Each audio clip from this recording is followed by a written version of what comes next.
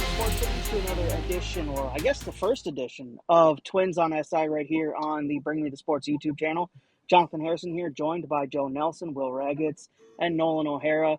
Boys, we've got a question, and a big one at that, and we're going to steal a bit from a friend of the show, Matthew Collar. We're going to do a pie chart here after the Twins lost once again last night to the Marlins and put their playoff hopes on basically life support at this point. Who is to blame for the Twins' utter collapse over the last month and a half to almost going and missing the playoffs at this point? I'll start with you, Nolan.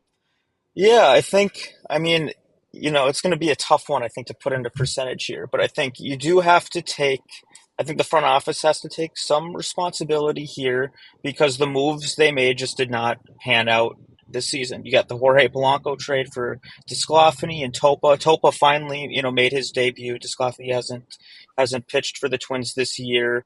They don't have much depth behind that. That was kind of the signing they needed, and then they've been forced to throw a bunch of rookies in the starting rotation.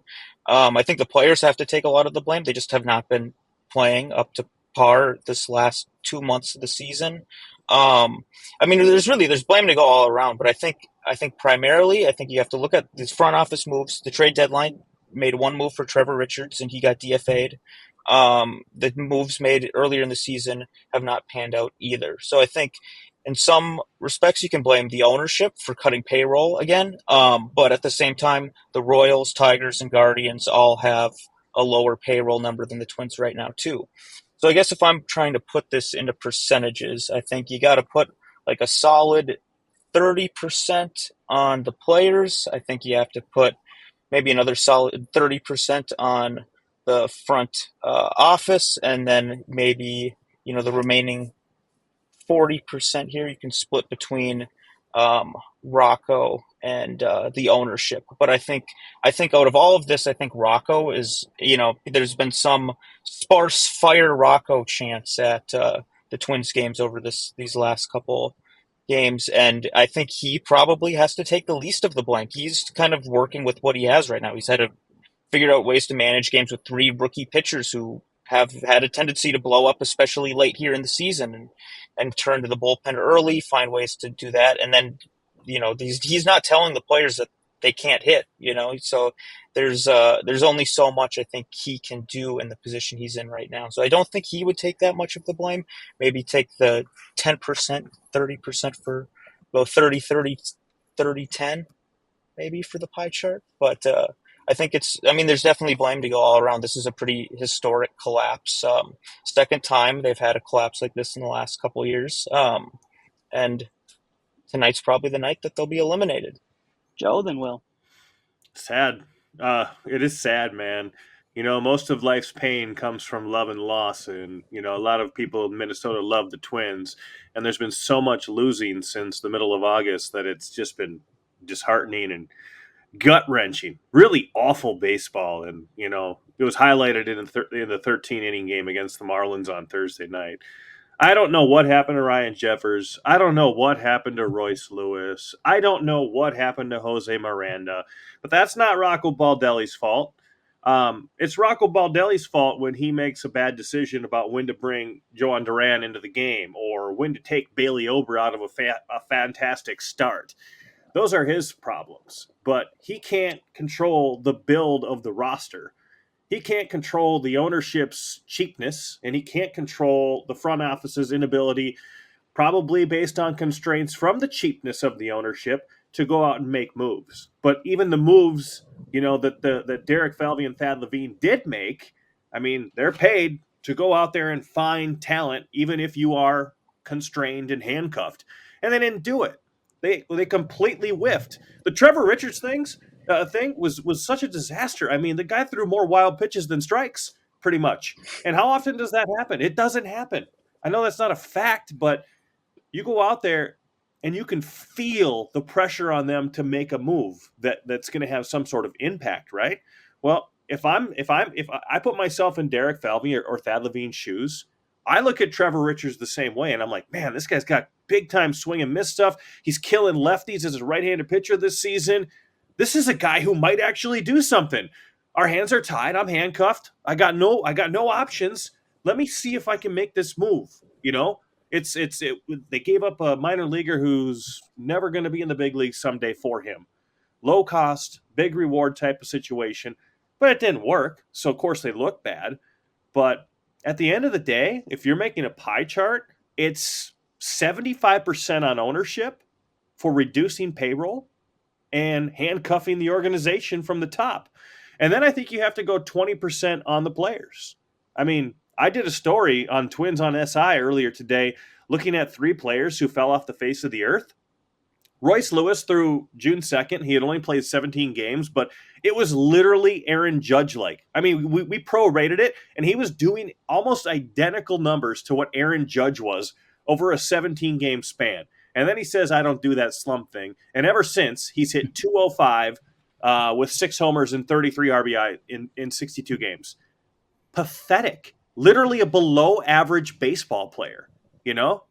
And because he's had some dramatics and flair, everybody's sitting here waiting. I mean, was there a guy where you're watching a Twins game this season and he came up to bat and you're like, oh, I can't change the channel? It's still Royce Lewis.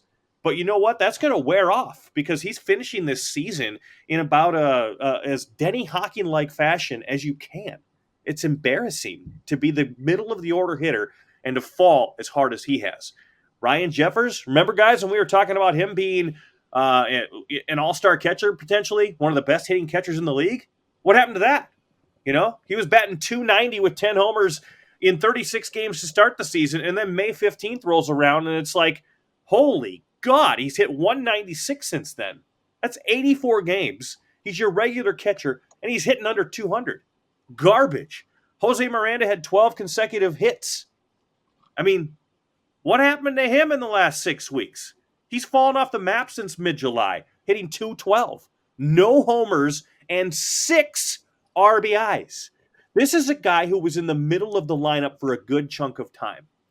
So yes, those 3 players deserve, in my opinion, a big chunk of the blame as well. You can't avoid injuries. Everybody's going to deal with it. Correa was awesome when he was healthy. Buxton's been good when he was healthy.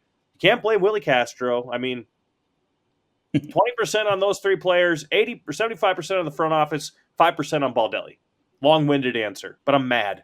Will? Yeah, I go like 40% on ownership because I think just the morale that has fallen over the last year since the playoff series against the Blue Jays and they broke the streak, and you're thinking that this team is just starting something and the core is all there. You've got Correa and Buxton and Lewis and all these guys in place, and then you go out and you slash payroll. It is disgusting to me, is indefensible.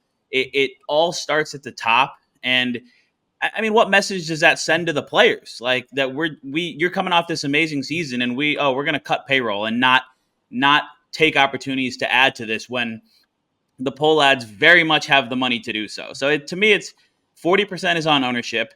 I'll put another 40% on the players because they did not go out and execute and do their jobs, with the exception of a few guys. I mean, Carlos Correa was great. Griffin Jax is the Twins MVP in my eyes, I think, because the combination of availability all season and performance. Buxton was great. I believe he had a higher WAR than Emmanuel Clase. Yeah, Jax was a top 5 reliever in the AL, maybe in baseball this year. But a lot of guys up and down the roster just, like Joe said, Royce Lewis said he doesn't slump and then has fallen into one of the ugliest prolonged slumps I've seen from a supposed star player in a long time. A lot of other guys up and down the roster just not delivering. I was at that game last night against the Marlins, and they had chance after chance after chance to win and keep their faint playoff hopes alive, and they couldn't do it. It was pathetic. It was really hard to watch. It was atrocious baseball. So I'm putting 40% on the ownership, 40% on the players, and then I'll split the last 20 evenly between the front office and Rocco. I think the front office, they deserve a little bit of the blame. But also, I mean, Carlos Santana's been good. It was hard to predict. I think that Justin Topa wouldn't pitch until late September when it was already over. DeSclafani, maybe there was injury risk there, but he never pitched. The Trevor Richards thing flopped. Like they could have made better moves, so they deserve something here. But also, to me, it's far more on ownership than them because they're working under those constraints. And then Rocco, I think he has to get 10% from me because he's the manager of the team. And I know you can't go out there and hit for your players, but do something to fire them up and get them going and coach somehow. Like, I don't know what managers do exactly in Major League Baseball and how much blame to give them, but I have to give some to Rocco when you are the head coach of the team, even if you're the only sport that doesn't call it the head coach. You got to have some sort of responsibility when this just unbelievably atrocious collapse happens. And I'm still mad at him for pulling Bailey over in that one game a couple weeks ago. So he gets 10%. I go a clean 40-40, 10-10. To me, it's ownership and the players far above the front office in Rocco, though. Well, I'm glad the rally sausages escaped any blame on this one. I know we're short on time because we got to get Nolan to availability with Rocco, but quickly, guys, what changes would you make this offseason? I know a lot of the blame is obviously on ownership and pulling back payroll, but what changes would you make this offseason for this twin squad to get back into contention and to have a better season next year? I mean, I can start briefly on this. I think the Twins as a team need to look themselves in the mirror and figure out what went wrong and make adjustments. And realistically, this is not going to be a team that has some spendy, high profile offseason. They just aren't. They're not suddenly going to boost payroll back up after this. That's not going to happen.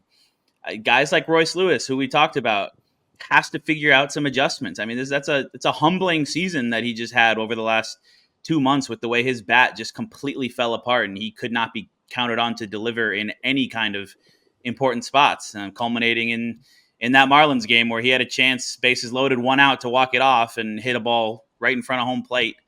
Or he hit a ball right in front of home plate earlier, and then he grounds into a force out after that. But guys like Lewis have to make adjustments and be better. And up and down the roster, there are guys who need to play better and they need to coach better. And I don't know from an offseason talent acquisition standpoint exactly what they need. I'm sure we'll dive into that this offseason, but it's just they have to find a way to keep their stars on the field if possible and just play better baseball. Like the talent level on this team is too high for them to have done what they've done since mid-August. It's really disappointing. It's probably the most frustrated I've been with the Twins maybe ever watching this team. It's just been a total debacle, and they can't let it happen again. They're not going to do anything. I mean, the top free agents are Juan Soto, Corbin Burns, Max Fried, Anthony Santander, who's got 44 homers for the Orioles quietly. They're not going to go do anything because they have a lot of young pieces. They've got a lot of young pitchers. They're going to chalk this up to youth and bad luck. They are. They're going to. Well, we couldn't predict that Carlos Correa's other foot was going to have a problem. Buxton played 100 games. He met our threshold. That was really good. David Fest is promising. Zebby Matthews, the Cardinals manager, said he's really good. There's all these signs like Simeon Wood Richardson. Yeah, he ran out of gas, but he never pitched that much before in his life. He's going to come back strong. Now he's got the experience. We lost Joe Ryan. He's an all-star caliber pitcher. Pablo Day. I mean, there's so many things here that they're just going to throw at us. Brooks Lee, Royce Lewis. There's going to come some news like Royce Lewis wasn't feeling 100% after the oblique or something like that or whatever. Yeah. Hamstring, quad, something was acting up on him. They have a million excuses. They're going to use every single one of them, and they're not going to do a damn thing. You want to know why? Because attendance sucked. It was down this year. That's their revenue generator. The money was down from TV. That's their revenue generator. This is a business-first organization. They do not separate the Twins and say, hey, we own 80 companies. We're the Polad companies. We got all this cash. We're flush. All these companies are making money.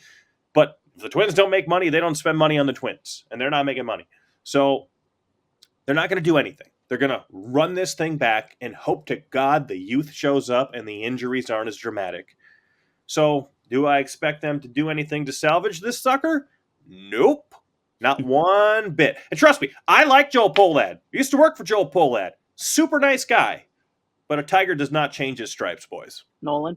Yeah, I'm kind of with Joe. I think you're going to kind of look at this, and I think even looking at it, it's like I'm not sure what is the move to make because they're not going to go sign obviously like a top end starting pitcher, and they don't really need to because in theory Joe Ryan comes back, Pablo's back, Bailey Ober's back. They've got their top three starters solidified.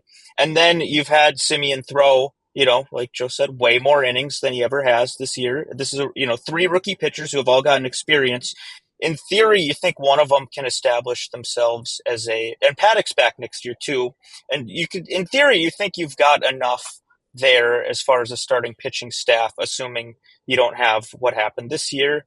And then you're not really hurting for position players, assuming they don't all forget to hit in the last 2 months of the season like they did this year.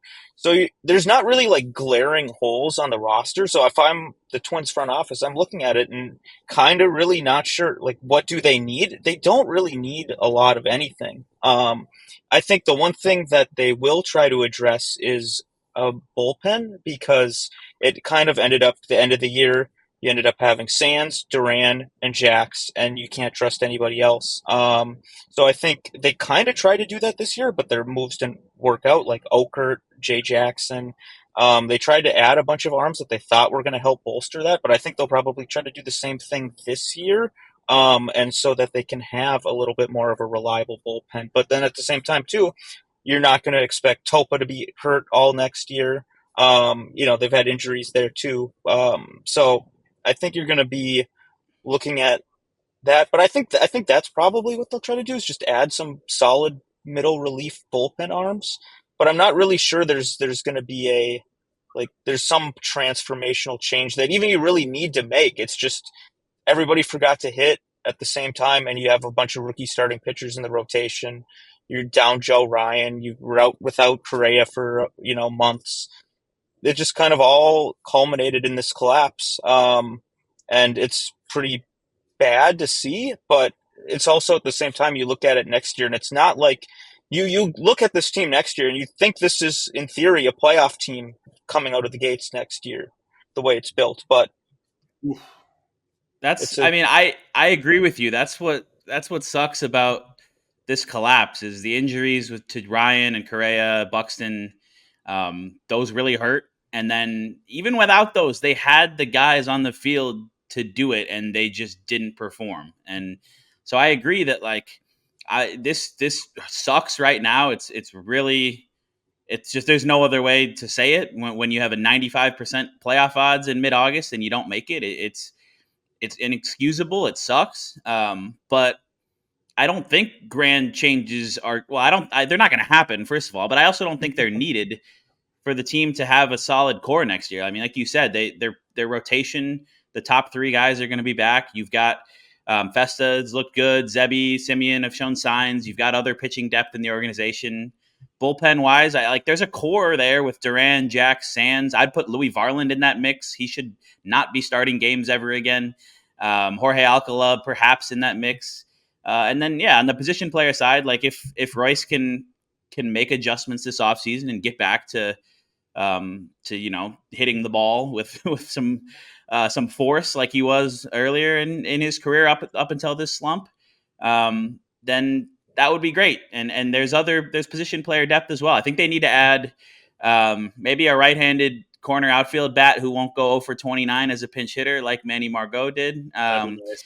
And maybe a bullpen arm or two to shore that up. And but I mean, Matt Wallner, Trevor Larnach, Willie Castro was an all-star this year.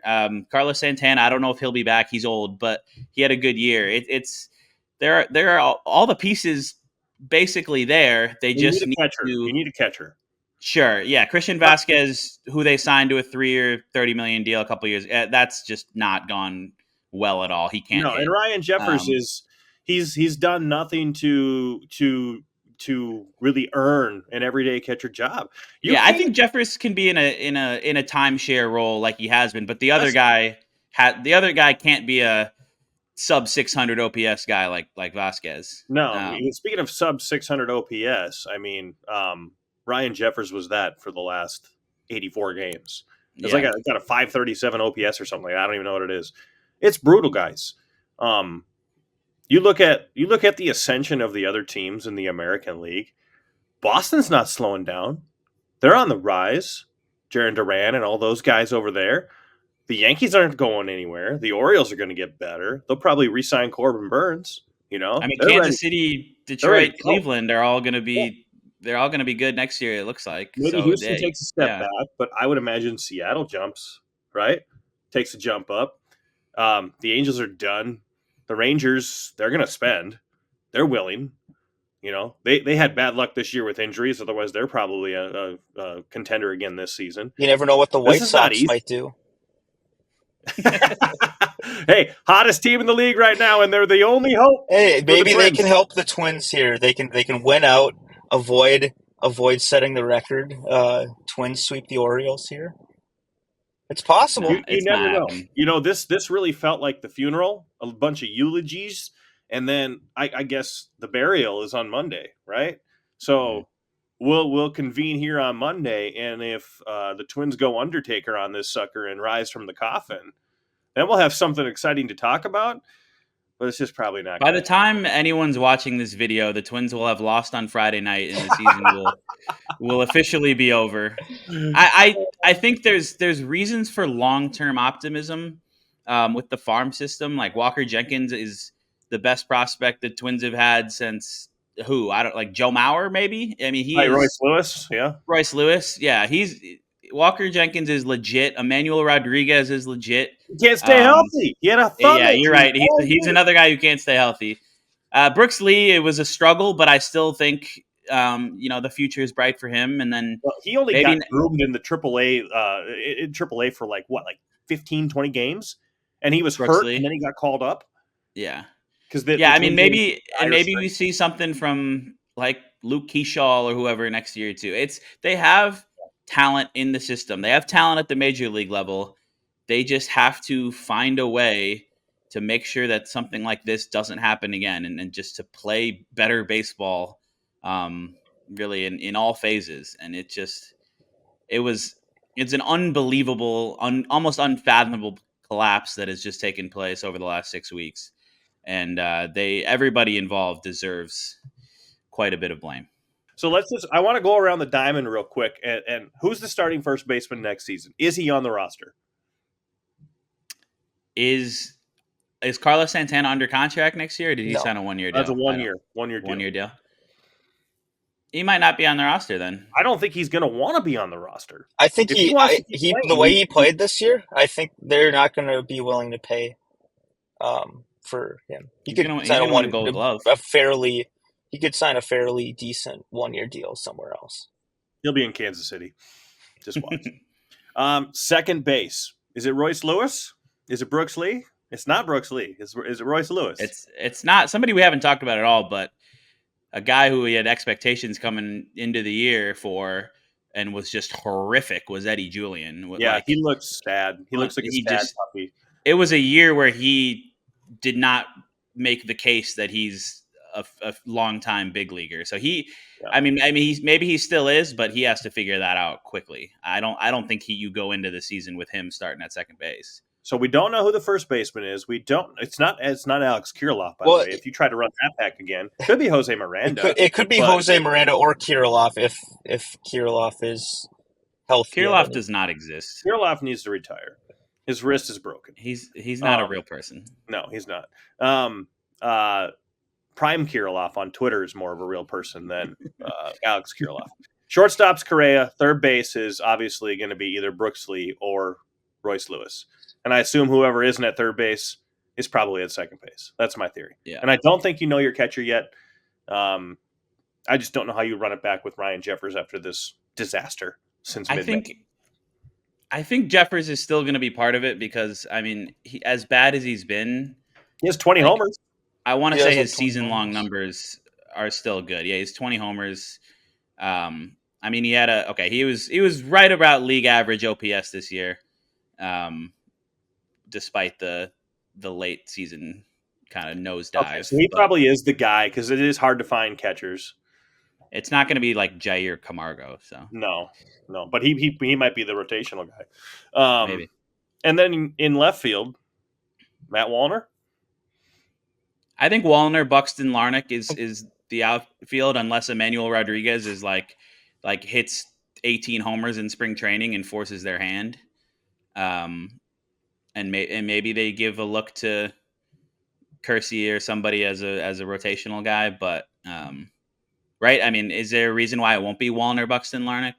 No, I think Kepler's gone. Kepler's gone. Kepler's gone. Yeah. Probably. Yeah. It was funny how a lot of the media were talking to Kepler, and it was basically like they were writing his eulogy as a Twins player before the season was even over, when the Twins announced that he was done for the regular season. You know, this thing might be scripted, boys. This was planned. The Tigers are going all the way. I mean, I don't know. You talk about like being a playoff team next year. They've got a lot to prove. A lot to prove. This was a collapse of epic proportions. Yeah. You got to think. You got to wonder. Do the Twins have the mentality of, well, you know, everything that bad that could have happened did happen, you know, and we're just going to run it back and chalk this one up to bad luck this season, Probably. and spending, or are they the kind of organizations like, we gotta have a fall guy, Chris Carter style? You gotta have a fall guy, and if that's the case, Baldelli's gone. Which They're I not. think I that's a just can't mistake, because see 'em. it is. It's like I I agree. think he takes the least of the blame. Like, what are you expecting him to Yeah. do when he's got his best players are out for months at a time? He's got 3 rookies in the starting rotation. He's got relievers who just haven't been consistent besides Sands, Jax, Duran.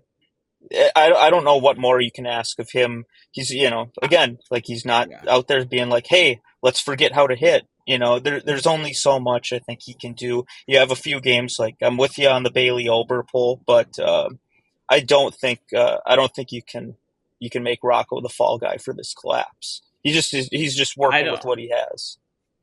Yeah, One I don't think player, they're gonna fire Rocco. I agree with what Ken Rosenthal said in the Athletic, though, that like maybe Rocco needs to just have a little more edge and a little bit less of the nice guy, soft spoken approach. And I'm not in the clubhouse seeing how he interacts with players, but it just to some degree when the players all collectively fall apart like this, does the voice who's talking to them every day matter? I think it might. I don't know. Maybe they'll make like Jace Tingler or something the fall guy, Well, but I I don't. think too. I mean, you look at it like he has tried that, right? Like, Rocco is generally a pretty laid back kind of guy, but he has had the closed door meeting where he's been tearing into him. He had the one press conference where he was just like, "That was bad baseball. That's all I'm going to say." he got ripped for it. Yeah, so he has done that, and it's just nothing's worked. Then after that, he was trying to be like, "We got to play loose again." That didn't work either. So I think like it's just not You know, happening I'm this year. It's all falling apart. And I'm with you, but I think the last couple games also show that the players are still playing for Rocco, right? Like, they forced that one. They come back, win on Wednesday night after being down 4-0, and then last night, they battle through 13 innings. They're not quitting on him. It's one thing if they were just like throwing in the towel, but they haven't quit on Rocco. So no, that's I don't think it's a player effort issue. I don't know. I just have to give a little blame to Rocco, and it's still I said 10%. It's not much, but just the execution hasn't been there. So I wonder if how much of that is Rocco, if any, and how much is just the players aren't doing their jobs, and there's nothing he can do about that. yeah, he can't swing the stick for him, and these guys have melted down, and Yeah, they've melted Royce Lewis down. has made Getting guys no working. adjustments during Yeah, this yeah. slump. You know what? You the one guy who is, I mean, Royce Lewis, in my opinion, is by far the most disappointing player on this team. Not even close, because the expectations were so high after that hot start and what he did in the playoffs last season. But when you watch him bat now, you see him, and anybody who's played any kind of baseball, even if you're playing slow pitch softball, like, you can feel in the batter's box if you're pulling away from the ball, and you can see it so visibly with Lewis. Anytime there's a slider, that left front foot, and that left hip, and I'm not a hitting coach here, but watch him back away from it, like he's pulling away, like, You know, his body is going his lower half's going one way, and his hands are trying to stay in there, and he's just lost. The man looks so lost at the plate, and I have no idea what happened to him. None. Yeah, it was one. I mean, it was one of the single biggest reasons for the collapse is that their best hitter for the first chunk of the small sample chunk of the season just forgot how to hit, and I don't know if that was injuries or his approach or what, but yeah, I mean, if he, and I'm not saying he was going to keep hitting 10 homers every 16 games, but if he stayed at a 800 OPS clip for the whole season, which I think he still finished, or he's still going to finish with like a 770, which is above league average. But if he remained solidly productive, I don't think this happens. I think the Twins make the playoffs. Yeah, it's really hard to overcome when your guy who's supposed to be closer to Aaron Judge is closer to Joey Gallo, and that's what happened. You know, the little less strikeout rate, obviously. I think Royce's was around 20%, but good God. All right, guys. Well, Jonathan's gone. We'll talk to you guys on Monday for the actual burial. Wear a black suit, and we'll talk to you then. Sounds good. Yeah. Thanks for watching, everybody.